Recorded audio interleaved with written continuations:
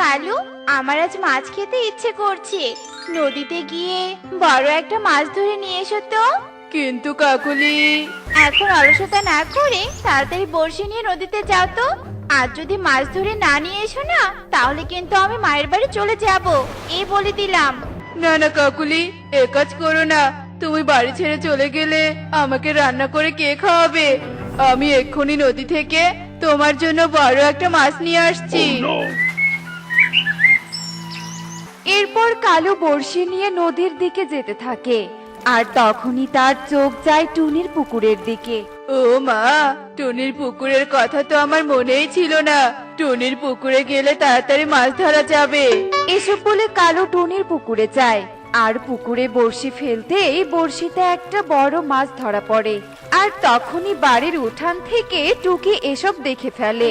মা, মা, দেখো, কালু আঙ্কেল আমাদের পুকুরে মাছ চুরি করছে। কালু দাদা, আমার পুকুরে দুটো ডিমওয়ালা মাছ ছেড়েছি, আর সেই মাছ দুটোই তুমি চুরি করতে এসেছো। মাছটা পানিতে ছেড়ে দাও, এদের ডিম থেকে যে মাছ হবে, সেই মাছ একদিন তোমাকে দিয়ে আসবো। তুমি ছেড়ে দাও দাদা। আরে, আমি মাছ চুরি করতে আসিনি। আমি তো দেখছিলাম তোর পুকুরে কি মাছ ছেড়েছিস। দিনের বেলা কেউ কখনো মাছ চুরি করতে আসে নাকি? সরি দাদা, আমি ভুল করে তোমাকে চোর ভেবেছিলাম। আমি কিছু মনে করিনি। এখন তাড়াতাড়ি নদীতে যাই বাবা। শয়তান টুনি, সামান্য একটা মাছের জন্য আমাকে চোর বলেছিস? তোর মাছ তো আমি চুরি করে ছাড়বো। ধুর, নদীতে যেতে ভালোই লাগছে না। সারাদিন বড়শি ধরে বসে থাকতে হবে, কখন যে বড়শিতে মাছ পড়বে জানি না। এসব বলে কালু নদীর কাছে যায়, আর তখনই একটি গাছ কালুকে ডাকতে থাকে। এই যে পাখি, শুনছো? এদিকে একটু এসো না। ও মা, গাছ, তুমি আবার কথা বলতে পারো? তার মানে তুমি জাদুর গাছ, তাই না? হ্যাঁ, আমি জাদুর গাছ। পানির অভাবে আমি শুকিয়ে যাচ্ছি। নদী থেকে পানি এনে আমার গোড়ায় দিলে আমি খুব খুশি হব। তা দিব, কিন্তু তার আগে কথা দিতে হবে।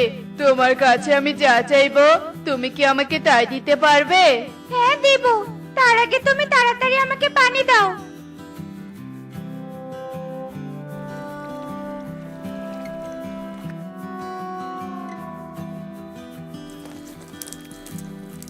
আহ, এখন খুব শান্তি লাগছে। মনে হচ্ছে নতুন জীবন ফিরে পেলাম। তোমাকে অনেক ধন্যবাদ পাখি। এখন তুমি আমার কাছে কি চাও সেটা তাড়াতাড়ি বলে ফেলো। আমাকে একটা বড় মাছ দাও দেখি। এবার টুনির পুকুর থেকে মাছ চুরি করার জন্য জাদুর একটা ঝুড়ি নিতে হবে। কি ভাবছো পাখি? আরো কিছু চাওয়ার আছে নাকি? হ্যাঁ গাছ, আছে। মানে আমার পুকুরে দুটো মাছ আছে, কিন্তু পুকুরে এত পানি যে মাছ দুটোকে ধরতেই পারি না। তুমি যদি একটা জাদুই ঝুড়ি দিতে, যে ঝুড়ি পুকুরের পানিতে ছোঁয়াতেই পানি শুকিয়ে যাবে, তাহলে খুব সহজেই মাছ ধরতে পারবো। এই নাও জাদুর ঝুড়ি। এই ঝুড়ি পুকুরের পানিতে রাখলে সব পানি শুকিয়ে যাবে, আর মাছগুলো ঝুড়ির ভিতরে চলে আসবে। আর মাছগুলো ঝুড়ি থেকে বের করে আবার ঝুড়িটা পুকুরে রাখলে আবার পুকুর পানিতে ভরে যাবে। আমি তো এটাই চেয়েছিলাম গাছ, তোমাকে অনেক ধন্যবাদ। এসব বলে কালু ঝুড়ি আর মাছ নিয়ে তাড়াতাড়ি বাড়িতে চলে আসে, আর কাকুলিকে সব কথা খুলে বলে। বাহ কালু, তুমি তো আজ একটা কাজের কাজ করেছো। কিন্তু এখন টুনির পুকুরে যেও না, দিনের বেলা তো সবাই তোমাকে দেখে ফেলবে। তাই রাতের বেলা গিয়ে কাজটা সেরে এসো।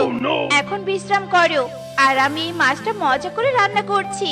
এরপর কাকুলি মাছ নিয়ে রান্নাঘরে চলে যায়, আর এভাবেই সারা দিন কেটে রাত নেমে আসে। রাত হতেই কালু আর কাকুলি টুনির পুকুর পাড়ে চলে যায়। ওই দেখো, ডিমওয়ালা মাছ দুটো লাফালাফি করছে। যে মাছের পেটে ডিম থাকে সেই মাছ খেতেও খুব মজার হয়।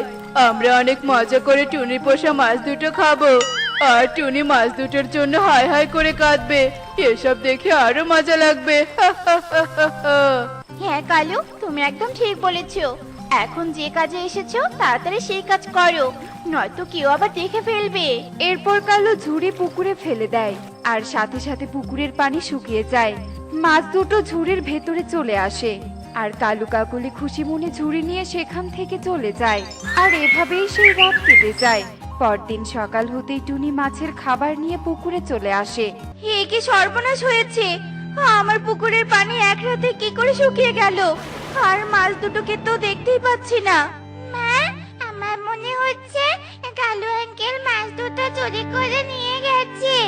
সেটা হতে পারে, কিন্তু কালু দাদা তো পানি চুরি করে নিয়ে যেতে পারে না। এত পানি নিয়ে যাওয়া তো কোনো পাখির পক্ষে সম্ভব না।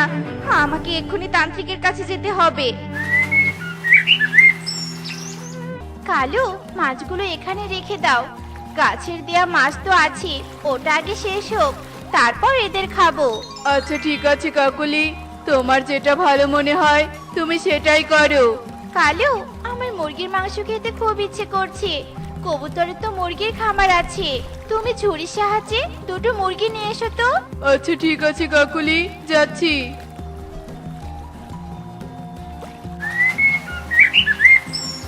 মুরগির খামারের আশেপাশে তো কেউ নেই, এই সুযোগে আমি দুটো মুরগি ধরে নিয়ে আসি। এরপর কালু জাদুর ঝুড়িটা মুরগির খামারের ভেতরে ফেলে দেয়। আর সাথে সাথে খামারের ভেতরে পানিতে ভরে যায়। আর মুরগিগুলো পানির ভয়ে ছোটাছুটি করে সেখান থেকে পালিয়ে যায়। মুরগির আবার কি হলো? এ কি, মুরগির খামারে পানি কি করে ঢুকলো? ওরে বাবা, কবুতর তো এদিকে আসছে, আমি বাবা পালিয়ে যাই। এরপর কালু ঝুড়িটা সেখানে রেখেই উড়ে পালিয়ে যায়। সুখী, তাড়াতাড়ি এদিকে এসো। কি ব্যাপার, কালু দাদা এভাবে পালিয়ে গেল কেন? নিশ্চয়ই এই কালু দাদা কিছু একটা করেছে। এ কি কবুতর, মুরগির খামারে এত পানি কি করে আসলো? এই জন্যই মুরগিগুলো বাড়ির ভেতরে চলে গেছে। কবুতর, আশেপাশে তো কোথাও পানি নেই, তাহলে এখানে এত পানি কেন? আমিও জানি না সুখী, শুধু এখানে আসতেই দেখলাম কালু দাদা উড়ে পালিয়ে গেল। মনে হচ্ছে কালু দাদা কিছু একটা করেছে। চলো আমরা তান্ত্রিকের কাছে যাই, তান্ত্রিক সব রহস্য বের করে দিবেন। এরপর কবুতর ও সুখী তান্ত্রিকের খোঁজে বেরিয়ে পড়ে। আর তারা পুরো বন ঘুরেও কোথাও তান্ত্রিককে খুঁজে পায় না। তান্ত্রিক বুঝি পাশের বনে গেছে, তাই তান্ত্রিককে কোথাও খুঁজে পাওয়া যাচ্ছে না। আমার তো গলা শুকিয়ে কাঠ হয়ে গেছে। চলো নদীতে গিয়ে পানি খেয়ে তারপর পাশের বনে যাব। কবুতর দাদা, তোমরা কি কোথাও তান্ত্রিক বাবাকে দেখেছো? পুরো বন ঘুরে তান্ত্রিক বাবাকে খুঁজলাম, কিন্তু কোথাও খুঁজে পেলাম না। আমরাও তো তান্ত্রিক বাবাকে খুঁজছি, কিন্তু কোথাও তো পেলাম না। তুই আবার তান্ত্রিক বাবাকে খুঁজছিস কেন? তারপর টুনি কবুতরকে সব কথা খুলে বলে। আর সব শুনে কবুতর ভীষণ অবাক হয়ে যায়। কি বলছিস এসব? আর আমার মুরগির খামারে তো হঠাৎ করেই পানি ঢুকে পড়েছে। শুধু মুরগির খামার ছাড়া আর কোথাও পানি নেই। মনে হচ্ছে কেউ জাদুর সাহায্যে এসব করছে। তার মানে ওই কালো পাখিটা আমার কাছে জাদুর ছুরি নিয়ে কি বনের পাখিদের ক্ষতি করছে? না, এই পাখিদের আমাকে সাহায্য করতেই হবে। এই যে পাখিরা, শুনছো? এদিকে এসো। কে ডাকছো? কে ডাকছো আমাদের? আশেপাশে তো কাউকে দেখতে পাচ্ছি না। আমি গাছ ডাকছি, পেছনে তাকালেই আমাকে দেখতে পাবে। ওহ গাছ, তুমি কথা বলছো? তা আমাদের তুমি ডাকছো কেন? তোমাদের ক্ষতি কে করেছে তার সবকিছু আমি জানি। তারপর গাছ কালুর কথা সবাইকে খুলে বলে। এজন্যই তো বলি, সাধারণ পাখি হয়ে কালু দাদা কি করে এতগুলো পানি নিয়ে যাবে? আমাদের ক্ষতি করার জন্যই তোমার কাছ থেকে ঝুড়ি নিয়ে গেছে, কারণ কালু দাদার কোনো পুকুর নেই।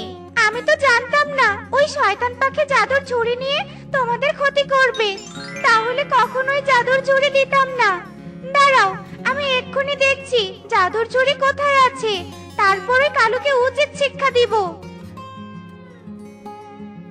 শোনো, তোমাদের মুরগির খামারে ঝুড়িটা পড়ে আছে। ওই ঝুড়িটা হাতে নিলেই সব পানি শুকিয়ে যাবে। আর তখন ঝুড়িটা নিয়ে কালুর বাড়ির উঠোনে রেখে দিবে। তাহলে কালুর বাড়ি পানিতে ভরে যাবে। তাহলে কালু বুঝতে পারবে অন্যের ক্ষতি করলে কেমন লাগে। আর টুনি, তুমি তোমার মাছও ফিরে পাবে। হ্যাঁ গাছ, বুঝেছি। ঝুড়িটা পুকুরে রাখলে আবার আমার পুকুর পানিতে ভরে যাবে। গাছ, তোমাকে অনেক ধন্যবাদ আমাদের সবকিছু বলে দেওয়ার জন্য। এরপর সবাই মিলে কবুতরের বাড়িতে চলে আসে আর ঝুড়িটা খামার থেকে তুলে নিতেই সব পানি শুকিয়ে যায়। তারপর গাছের কথা মতো টুনি ঝুড়িটা নিয়ে কালুর বাড়িতে চলে যায় আর ঝুড়িটা উঠোনে রাখতেই কালুর বাড়ি পানিতে ভরে যায় এবং টুনির পোষা দুই মাছও ঝুড়ির ভেতরে চলে আসে। এ কি সর্বনাশ হলো! আমাদের বাড়িতে আবার কে ঝুড়ি নিয়ে এসেছে? কাকুলি, তাড়াতাড়ি ঘরের চালে ওঠো, নয়তো আমরা যে পানিতে ডুবে যাব। কি কালু দাদা, এখন কেমন লাগছে? অন্যের ক্ষতি করতে খুব মজা লাগে, তাই না? এবার নিজের ক্ষতি দেখে মজা করো। টুনি কবুতর, আমাদের ক্ষমা করে দে, দয়া করে পানিগুলো শুকিয়ে দে। সত্যি বলছি, আমরা আর কখনো তোদের ক্ষতি করব না। না, আমরা পানি শুকিয়ে দেব না, কারণ গাছ আমাদের বলেছে তোমাকে যেন এভাবেই শিক্ষা দেই। চল টুনি, আমরা বাড়িতে চলে যাই। এরপর সবাই সেখান থেকে চলে যায় আর কালু কাকুলি ঘরের চালে বসে অন্যের ক্ষতি করার জন্য আফসোস করতে থাকে। খেজুরের গাছ দুটোতে হাড়ি বাঁধা হয়ে গেছে, অনেক দেরি হয়ে গেল। যাই, এবার বাড়িতে যাই। এরপর টোনা খেজুর গাছে হাড়ি বেঁধে দিয়ে বাড়িতে চলে যায়।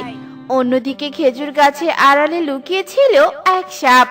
সে টোনাকে চলে যেতে দেখে গাছের আড়াল থেকে বেরিয়ে আসে। যাক বাবা, এতক্ষণে আপদটা বিদায় হলো। সে কখন থেকে খেজুর রস খাওয়ার জন্য অপেক্ষা করছি। যাই, এবার আমি মন ভরে খেজুর রস খাই। এরপর সেই সাপটা খেজুর গাছের উপরে উঠে যায় আর হাড়ির দিকে তাকিয়ে বলে, আরে আমি এ গাছে কেন উঠেছি? এ গাছে তো সবেমাত্র হাড়ি বেঁধে গেল, তাহলে এ হাড়িতে রস থাকবে কি করে? রস তো থাকবে ওই গাছে। এই কথা বলে সাপটা ওই গাছ থেকে নেমে অন্য একটা খেজুর গাছে উঠে যায় আর মন ভরে খেজুর রস খেতে থাকে। আহা, অনেক দিন পর মন ভরে খেজুর রস খেলাম। এই খেজুর রসে যে কি স্বাদ! ইচ্ছে করছে রোজ রোজ এই স্বাদওয়ালা খেজুর রস খাই। কিন্তু রোজ রোজ খেজুর রস খেতে হলে তো এখানে একটা থাকার ঘর দরকার, আর আমি তো ঘর বানাতে পারি না। যাই, আমি নাগরাজার কাছে যাই, নাগরাজা ঠিক আমাকে একটা ঘর বানিয়ে দিবে। এরপর সেই সাপ সেখান থেকে চলে যায় আর নাগরাজার কাছে গিয়ে বলে, নাগরাজা, ও নাগরাজা, নাগরাজা। কি হয়েছে সেটা তাড়াতাড়ি বল। হে মানে, আমি রোজ রোজ খেজুরের রস খেতে চাই, আর এজন্য আমার একটা ঘর চাই। খেজুর গাছের পাশে আমাকে একটা ঘর বানিয়ে দিন না নাগরাজা। ঠিক আছে, তোর আর্জি আমি গ্রহণ করলাম। এখন আমাকে খেজুর গাছের কাছে নিয়ে চল। এরপর সেই সাপ নাগরাজকে নিয়ে খেজুর গাছের কাছে চলে যায় আর নাগরাজ সেখানে একটা নদী দেখতে পায়। তুই তো একটা সাপ, তাই তোকে পানিতে থাকতে হবে।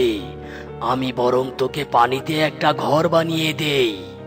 এরপর নাগরাজ তার জাদু শক্তি দিয়ে পানিতে একটা খেজুর পাতার ঘর বানিয়ে দেয় আর সেখান থেকে চলে যায়। এদিকে দেখতে দেখতে রাত হয়ে যায়।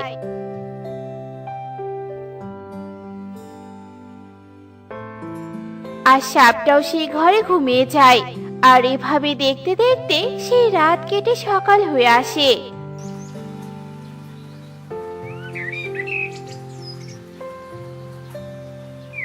টোনা, এই টোনা, সকাল তো হয়ে গেছে, আর তুমি এখনো ঘুমিয়ে আছো?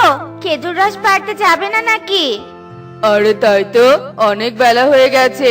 যাই, আমি এক্ষুনি গিয়ে হাড়িগুলো নামিয়ে নিয়ে আসি। বাবা, ও বাবা, আমিও তোমার সাথে যাব, আমাকেও নিয়ে যাও না বাবা। আচ্ছা ঠিক আছে রে মা, তবে তুইও আমার সাথে আয়। এরপর টোনা ও টুকি খেজুরের রস পাড়তে চলে যায়। এরপর টোনা গাছে উঠে দেখে হাড়িতে এক ফোঁটাও রস নেই। এ কি করে সম্ভব? হাড়িতে এক ফোঁটাও রস নেই? এরপর টোনা অন্য গাছটায় উঠে যায় আর সেই গাছের হাড়িতেও কোনো রস না থাকায় সে অনেক অবাক হয়ে যায়। তার মানে আজ রাতে কোনো রস পড়েনি, তাই হবে হয়তো। এরপর টোনা গাছ থেকে নেমে টুকিকে নিয়ে বাড়িতে চলে যায়। অন্যদিকে সেই সাপ আবারও গাছের আড়াল থেকে বেরিয়ে আসে। তোদের আর রস খাওয়া হবে না রে, কারণ আমি যে রস খাওয়ার জন্যই এখানে এসে ঘর বানিয়েছি। যাই, অনেক রস খেয়েছি, এখন একটু বিশ্রাম নিতে হবে, তা না হলে আবার আমার বমি হয়ে যাবে। এই কথা বলে সাপটি তার খেজুর পাতার ঘরে চলে যায়। আর এভাবে দেখতে দেখতে রাত হয়ে আসে।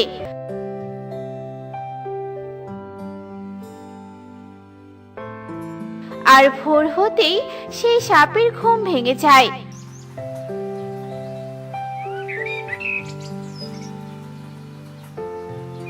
আর সে আবারও খেজুর রস খেতে গাছের কাছে আসে। আর গাছে উঠে মন ভরে রস খেতে থাকে। আর খাওয়া শেষে সে খুব ক্লান্ত হয়ে যায়।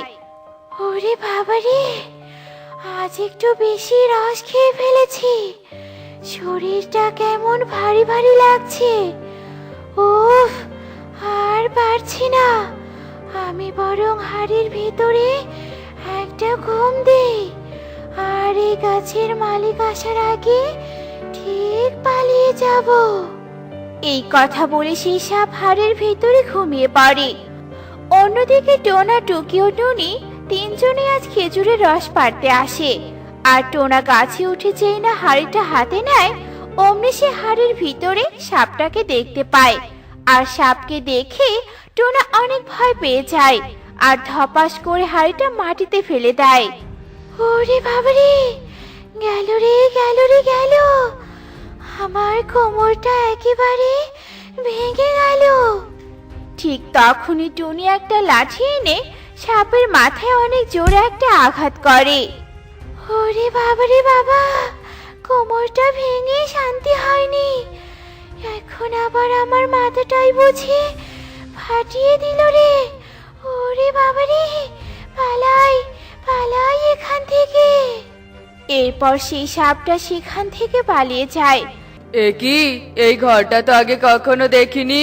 নিশ্চয়ই ওই সাপটা আমার গাছের খেজুরের রস খাবে বলে এই ঘরটা বানিয়েছে। চলো টুনি, এক্ষুনি আমরা এই ঘরটা ভেঙে দেই। এরপর টোনা ও টুনি মিলে সাপের খেজুর পাতার ঘরটা ভেঙে দেয়। তা দেখে সাপ দূর থেকে অনেক কষ্ট পায়। এরপর সে কাঁদতে কাঁদতে নাগরাজার কাছে চলে আসে। এ কি রে, তুই এভাবে কাঁদছিস কেন? আর বলেন না নাগরাজা, সামান্য একটু রস খেয়েছি বলে ওরা আমাকে ইচ্ছে মতো মেরেছে, কিন্তু ওদের আমি কিছুই করতে পারিনি, কেননা আমার কাছে কোনো শক্তি নেই। কাঁদিস না, কাঁদিস না, আমি তোকে একদিনের জন্য কিছু শক্তি প্রদান করছি, যা দিয়ে তুই পাখিদের রূপ ধারণও করতে পারবি। আর তোর বিষ এত বিষাক্ত হবে যে তুই ছাড়া ওই বিষ আর কেউ তুলতে পারবে না। তবে তুই যদি সেই বিষ তুলিস তবে তুই মরে যাবি। যা, এবার তুই তোর মারের প্রতিশোধ নে। এরপর সাপ সেখান থেকে চলে যায়। আর এভাবে দেখতে দেখতে রাত হয়ে যায়।